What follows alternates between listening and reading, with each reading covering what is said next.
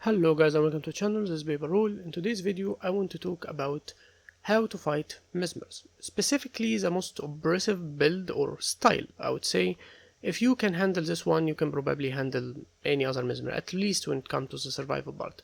Bar mesmer, for example, have clear and distinct animations and lack the survivability a build like this would have.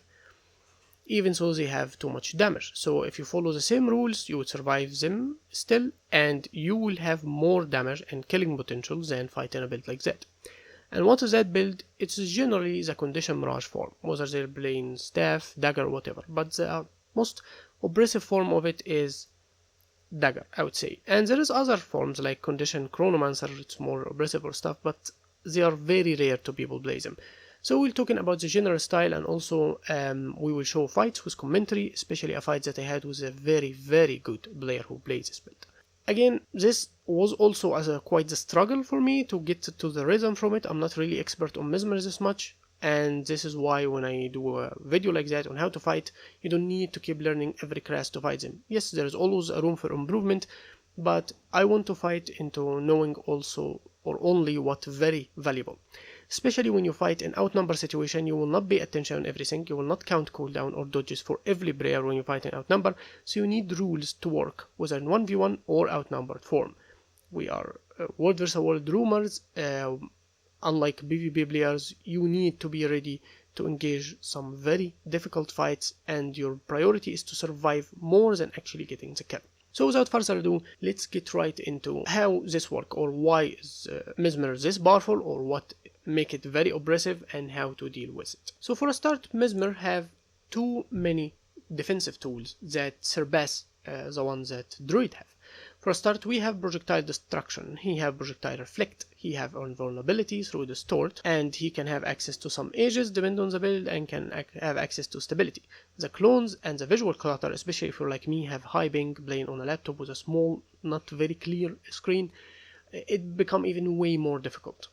And they can even, on a mirage, if they bring the mirage version, they can have a way to break your target, so directly toward the clone, and you will have to look for them again. They have better mobility, too much boards, they have more stealth than you, and arguably have even more cleanse than you. So every little tool you have, they have more of. Mobility, defense, offense, whatever. Even their condition is more dangerous. They're running confusion, which means whenever you're casting a skill, it will do almost triple the damage. And keep in mind, this gets you to another problem in rangers that we'll discuss in a moment. And another problem I find with them, especially, is that most of them run power block, if not the standard form now. And power block will give 15-second cooldown extra when to interrupt a skill. So you didn't only have an interruption, so the skill didn't cast and ruin whatever you're doing. It's going on a 15-second cooldown, which is very long. It's a cooldown on its own. And it's on interval 3 seconds, which means a very good mesmer can do 2 CCs back to back, so in case they have to CC you inside the interval, and again have to give you a cooldown on the next one. Besides, they will utilize a CC or keep always CC when they are trying to prevent you from using a useful skill or something very crucial. Not a random hit skill or a random cast or whatever, and a weapon skill.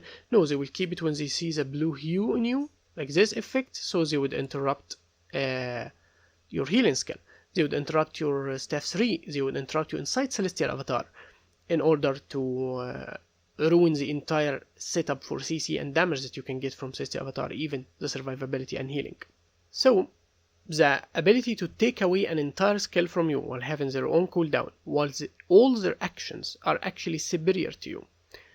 Not only that, they have confusion, and as we said, it makes their damage way more dangerous. Your condition only, so they can cleanse and survive the damage, while they have both power and condition. They're usually running Celestial, who's having a very good use of every single point they get, through their healing, through their power damage, condition damage, defense, wound duration, condition duration, since their build rely on every little detail. So when they apply confusion to you, the only way to cleanse it without actually damaging yourself, since, in case you noticed, everything we use here take a cast time, and a cast time means it will trigger as use of skill before the cleanse happen. It's switching bit and switching to staff. Staff will trigger the cleansing sigil to remove 3 condition, and switching both of them does not count as skill use. Neither switching weapon or switching bit, and switching bit because of the straight empathic bond. Also, you have another one if you're running sharpened stone, which in a 1v1 it's quite more advantageous, but not in outnumber situation. Any other thing will not count as instant cast. Even Intercity Avatar count as a skill. So Intercity Avatar will do damage to you even if you use Glyph of Equality, which is an instant cast. While outside of City Avatar it does not cleanse condition. So in a normal situation, in big fights, you will not even probably be running sharpened stone, and you would switch your bit to either save its life or access its defense or its CC, so would not have it ready, and staff can be used most of the time to mobility, so not always you're gonna do it simply for cleansing. So the way to secure yourself with that, or how to handle that. For staff at least, you always use it to run away, not run toward them. You do not chase unless you have multiple tools of survival. Unlike mesmer or many classes now, mobility is crazy in the game. Most classes can move better than a build like that.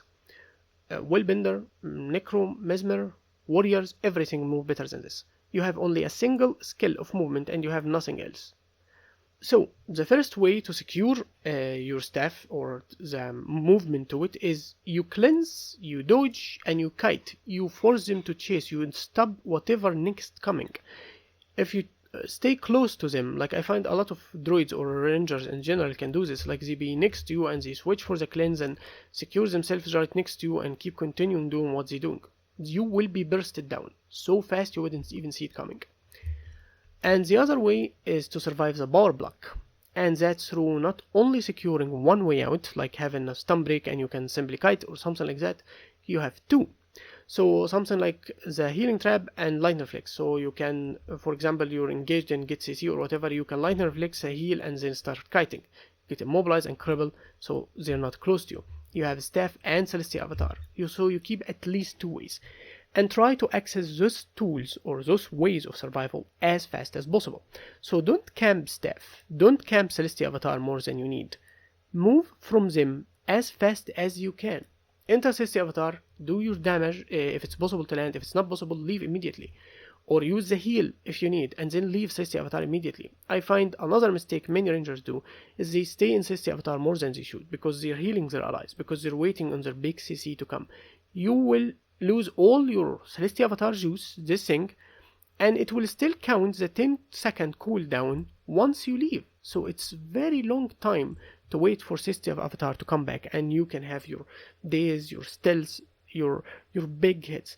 A lot of celestial avatar value come from the initial entry. You enter, you daze enemies, you give them CC, you can cleanse from Seed of Life and do a big daze, and the moment you leave you have even stealth and super speed. And the movement in and out of celestial avatar, or at least in most of the time, because you're going to be leave it fast, so it will only happen while entering, which will trigger also the signals. Which means you get a huge chunk of value and then you leave immediately. Staying inside celestial avatar for very long, it's only for a support variant.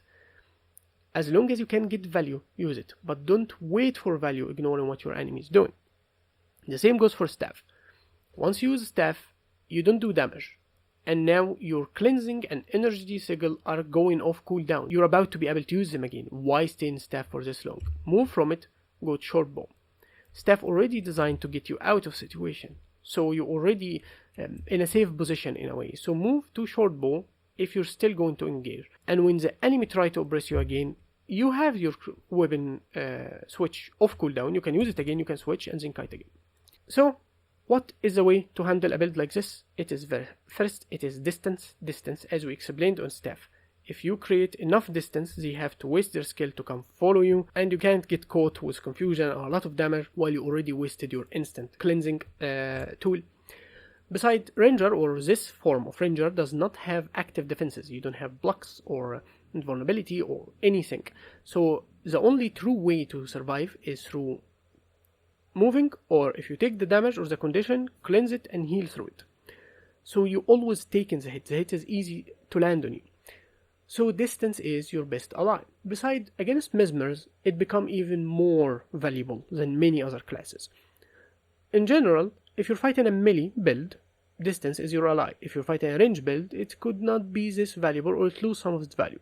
However, with mesmers, if they spawn their clone next to you, they will cast their skills immediately, and he can shatter them on you easily. You will not be seeing it clearly, you will not be able to avoid them, but if you keep running around, the clones will keep chasing you and you can avoid them. You can immobilize them, you can daze them, and you can kite again. Besides, since you count too much on mobility in a build like that, it's better to have the enemy chasing you so it play with your condition, not you playing with theirs. They would have to waste skill simply chasing you while you're paying attention, and you get to decide when the fight starts, because the moment you stop moving or turn, you can CC them immediately, while they simply trying to catch you through this distance. So, distance is your ally, keep two ways out as we explained for survival, and third is pay attention to what the mesmer doing, every little thing. For a start, mesmer have a lot of reflects, a lot of invulnerability and stuff like that. Pay attention to it. Like for a start, reflect on dodge, this trait. If you see this blue effect, they will reflect your hits to you. And if they have this distort, they are immune to almost anything, and they can run with a trait to reflect to you again. They can have ages in some builds and stability depending on what variant they are running. So pay attention. If they have ages, they will ignore the hit. If they have stability, they will ignore the CC. And if they have reflect, because you're gonna eat your own damage, again with distort is the same. And not only you lose the effect of the skill, like short bow 5 didn't land its CC now or something like that. No, you also let them free cast through it because there is nothing happened to them and they can still keep pushing their damage while your skills go into waste. Also pay attention to yourself, since they have a huge amount of blind all the time, so pay attention if you have blind, don't waste your skill. An easy trick to go around blind is either if you have a cleanse and you're gonna cleanse condition anyway, so you can cleanse it, but other than that, hit a single auto attack or use a skill you know it will waste the immobilize, and then the second skill will always land. And try to track the original by looking for signets, boons, food, utility, effects, anything on them, because their clones don't have it. So if they break your target with a skill like that to their clone, search for the original one. And as you can see here, my clone doesn't have anything, while I have the signet on me, more boons and effects, stuff like that. So those are the general rules. And now we're going to look into fights and comment on them, how I managed to play with those fights. So in this first clip, the normal level mesmer, a mesmer who know what they're doing, playing this build, aggressive, defensive when they need. So I do my damage to them and go for an easier target. And the lay of the land here allow me to pick one by one, so I can move up and down this ledge while actually controlling when I get damage or not. I use this trick of securing my animation as much as possible while leaving Sisti Avatar, downing the renegade too fast and keep moving up and down so I don't get the damage, as you can see, but I still get it. My ping doesn't allow for accurate dodging to some hits for mesmer, especially virtuoso, so I really struggle with the animation of the dagger in general. However, I always keep my cleanse, so in this build I count on being able to survive after taking the hit, not actually surviving taking it to begin with. It's a backup plan, as you can see. I still use Sisti Avatar here, even so he has distort, because I wanted to have my healing. I need to leave Sisti Avatar as fast as possible, so I'm not gonna wait until I can actually damage him, or I will have my survival abilities through Sisti Avatar late. Try to line of sight a bit, catch him with immobilize immediately when he gets in the open.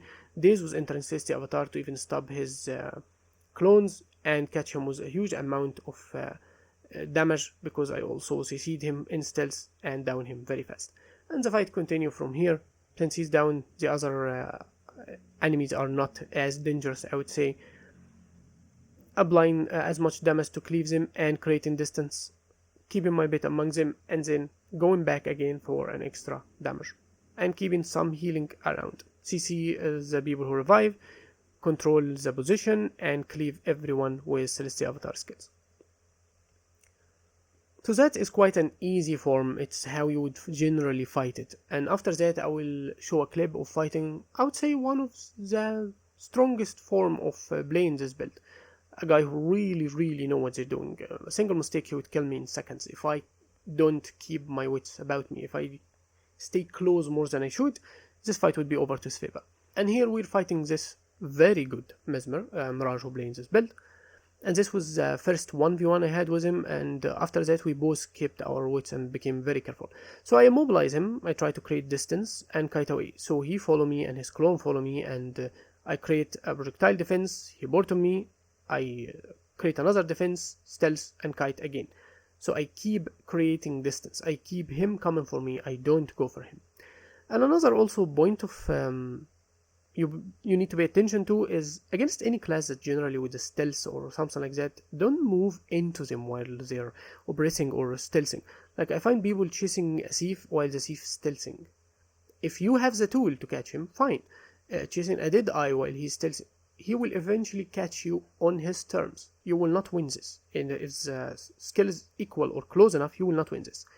So again, he catch me with immobilize, I use lightning reflex, I heal to catch him with another immobilize from Child of Earth or at least a cripple. I create more distance, Celestial Avatar, staff, more projectile defense, more immobilize, more projectile defense. I keep kiting all the time. Every time he catch me, even with an immobilize. I choose my time carefully. Here I stealth without even giving him CC because I don't want to eat on another CC or an immobilize. I don't know what tool he would use, what cooldown he kept. Like I said, I don't pay attention to everything, I don't count cooldowns or try to know the build. This is a PvP style and I am a roamer, so I always need to find a way to survive any fight, even an outnumber situation. So he tried to kill my bit to limit my ability, but that kept him way back, so I broke combat, so I revived the bit simply by going on Warclaw again, create more distance, try to immobilize him, more projectile defense, keeping my attention at him, trying to CC, but he distort, but I still caught him with an immobilize. The balls from this signet is happen very fast, which if you couldn't move fast enough out of it, you would still eat the immobilize. He cleansed everything I do here, so I am focusing on the distance again. I switch weapon next to him trying to apply my sigil, but he avoided it, and I immediately avoid the next CC with lightning reflex and go to my trap again, try to cover him with amount of condition, and I don't see this as an opportunity, as you can see, because I don't know how much defense he still have. Or at least the damage itself and CC is already a defense. If I eat too much of it, I can't do my own thing. So I'm waiting to really be able to catch him when he can't cleanse the condition, when the burst is too much, and I still have tools to survive this.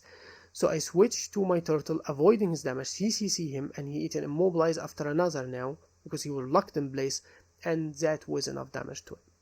I immediately go into salute mode to respect such a skill. He plays this build very well, even if the build is oppressive and I find it quite annoying, but people would say that about my build too, so it's still worthy of respect. That's why I did the salute here. Always respect your opponent. So I will show you another example of actually how it went. We fought like for 3 hours on and off. We couldn't kill each other. We didn't down each other, I guess, once even. After that, he became very careful with this style, and I am also careful with him, like the first time.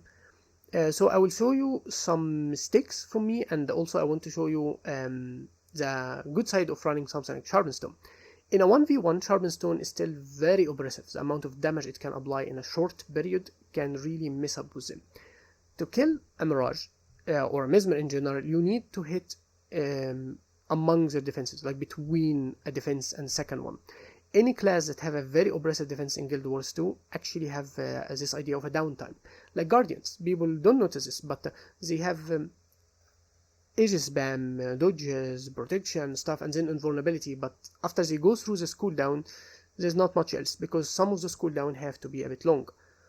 Mesmer doesn't have the long the long survivability stuff, but they still have this downtime in a way, because they have to waste too much tools to actually set up either the damage or survivability. So you always hit among those. Like now they don't have distort, now they don't have reflect. There is a downtime, you can actually do your damage. In that amount of time, you can actually apply, if possible, 10 stacks of bleed, and that's why Sharpened Stone can become very effective, and he notices, he know, and that's why he's trying to create distance. But here he baited me and I went very risky, like I'm like, yeah, I probably can take him down now, so I dodge and dodge again, and I didn't notice that I didn't have energy anymore to dodge because of the weakness.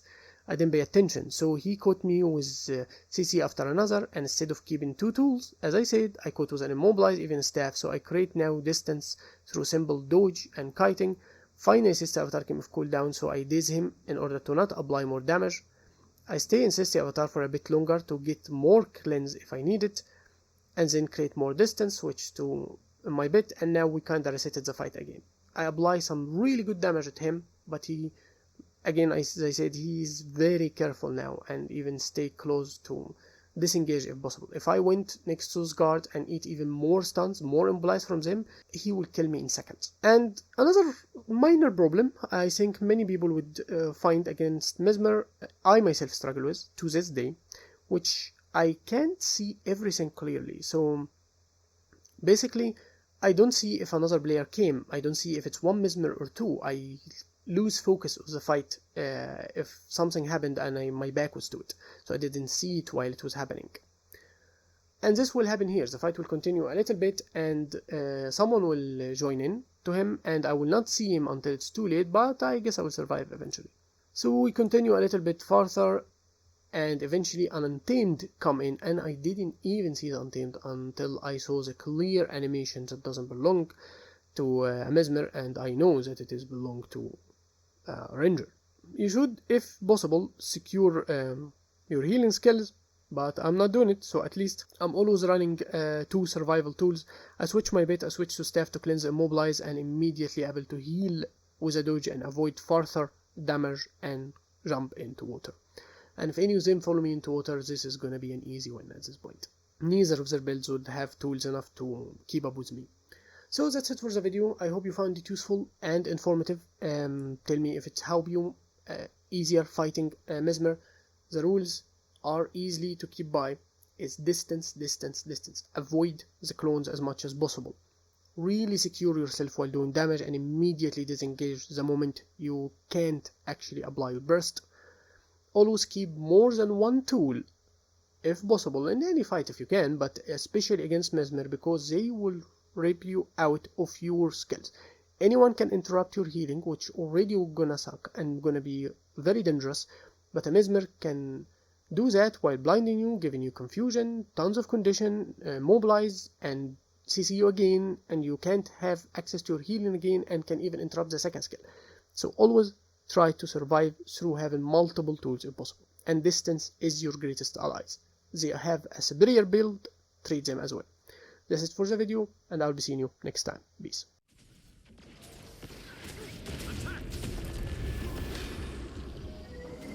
I chose you.